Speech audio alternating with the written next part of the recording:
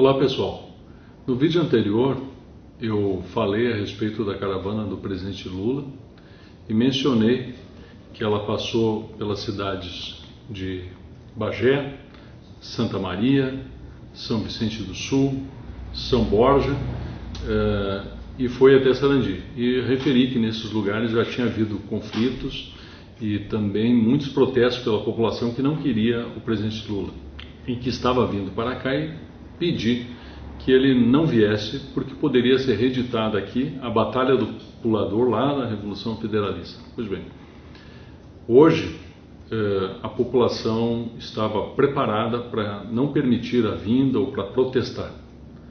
Várias pessoas, mais de 3.000 pessoas foram para a beira da rodovia e a princípio pacificamente tinham se manifestado para não houvesse a vinda. Mais pessoas se mobilizaram no centro da cidade e aí houve algum princípio de conflito, queima de pneus, enfim, a atuação do policiamento militar e o clima acabou ficando um tanto pesado e aí o ex-presidente Lula, ao que consta, resolveu não vir a Passo Fundo porque o clima estava muito pesado e podia haver conflito.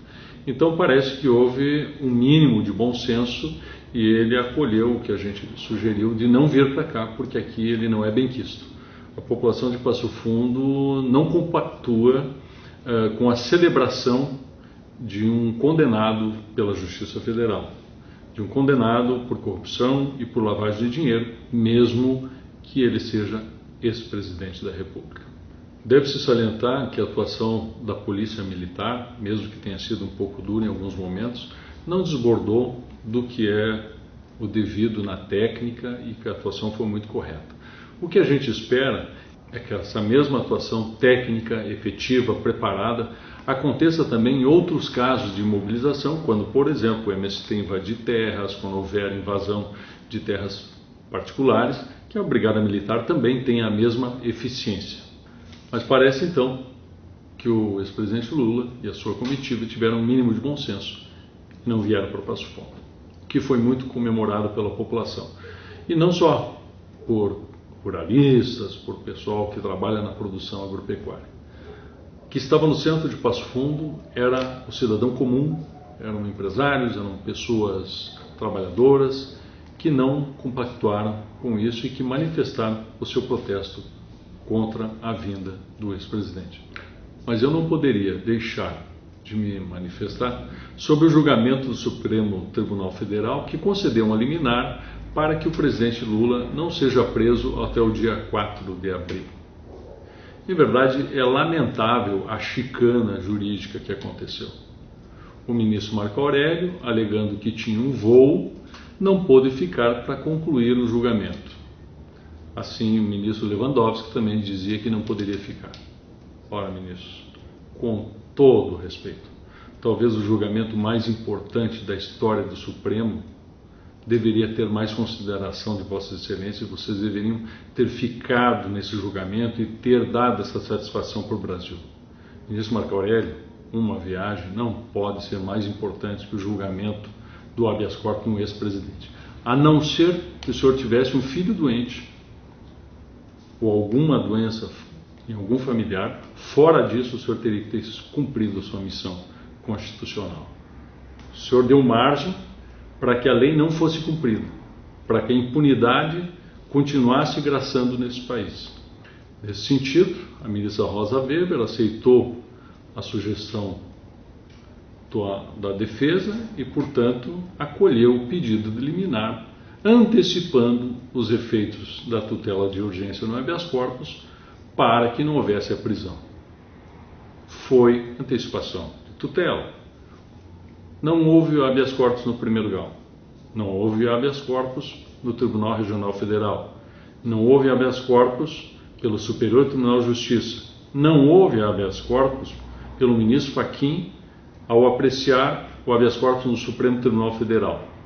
Sendo concedido só pelo fato de não ter sido julgado, é evidente que foi concedido um habeas corpus, mesmo que temporário. Do ministro Lewandowski, eu não esperava nada diferente. Quando eu assessorei a CPI da FUNAI e do INCRA, nós quebramos o sigilo fiscal e bancário de várias ONGs que recebem bilhões do exterior para interferir na política brasileira, na Amazônia, em indígenas, quilombolas, em vários setores. Pois o ministro Lewandowski concedeu 8 liminares para que não houvesse a quebra desses sigilos. Nós conseguimos quebrar de apenas 2 ONGs e que mostraram a transferência de valores internacionais para interferir em políticas internas brasileiras. Surpreende o ministro Gilmar Mendes, tão coerente em algumas matérias e, nesse caso, decidindo também nessa linha.